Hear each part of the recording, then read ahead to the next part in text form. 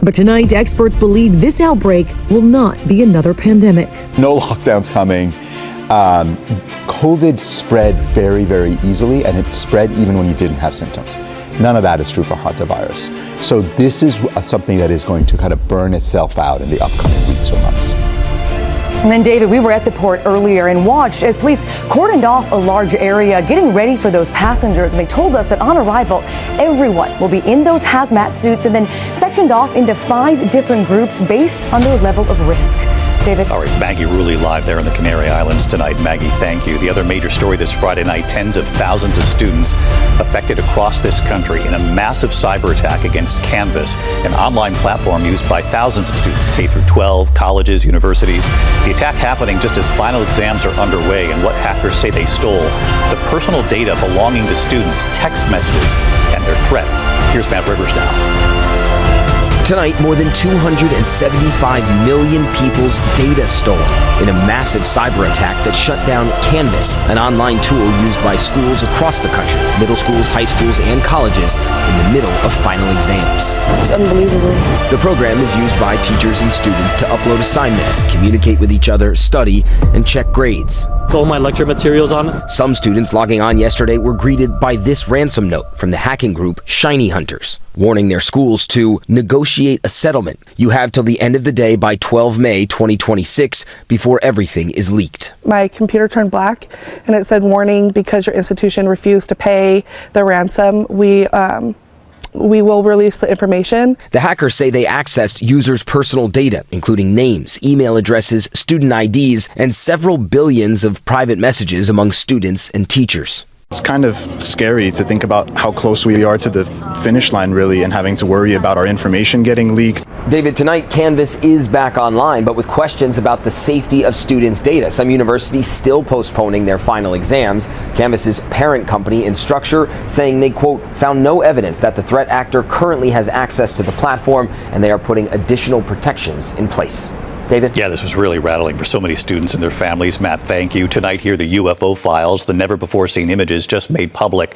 The Pentagon releasing the first wave, dozens of videos going back decades, showing mystery sightings in the skies over the U.S., even American astronauts and what they reported seeing from the surface of the moon.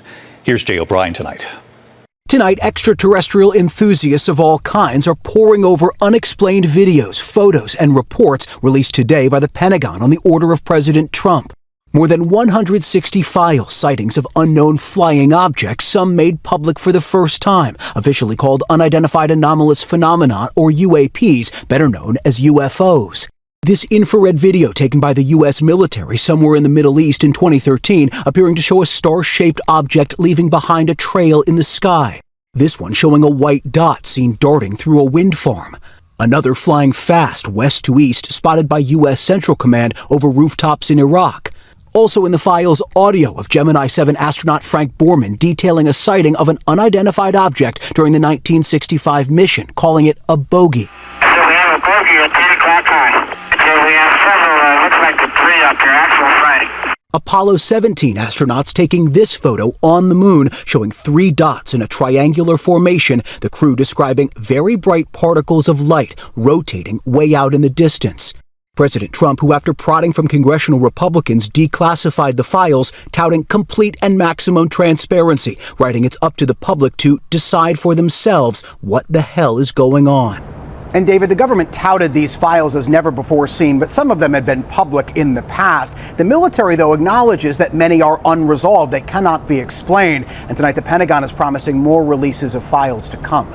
David. A lot of interest for sure. Jay O'Brien, thank you. We turn now to the war in Iran tonight. The Pentagon releasing new video showing the U.S. military hitting 2 Iranian-flagged oil tankers accused of trying to avoid the U.S. blockade. Iran tonight calling this reckless military action at a delicate time. Here's Martha Raddatz. Tonight, as the U.S. awaits Iran's answer on peace talks, American forces firing on 2 Iranian oil tankers, an effort to enforce the blockade of Iranian ports. CENTCOM releasing this video, a flash of flame followed by smoke pouring from the back of the tanker. Adding to the show of force, this Pentagon video showing 3 American destroyers patrolling the Arabian Sea. Iran blasting the American strikes as a reckless military adventure at a delicate time. The two countries trying to agree on a framework for peace talks. The U.S. has submitted a one-page proposal. Secretary of State Marco Rubio saying he expected an answer from Iran today. We should know something today. I mean, we're expecting a response from them. We'll see what the response entails. The hope is it's something that it can put us into a serious process of negotiation. But that answer still has not come. Today, a spokesman for Iran's foreign ministry saying we are not bound by their deadlines. But David,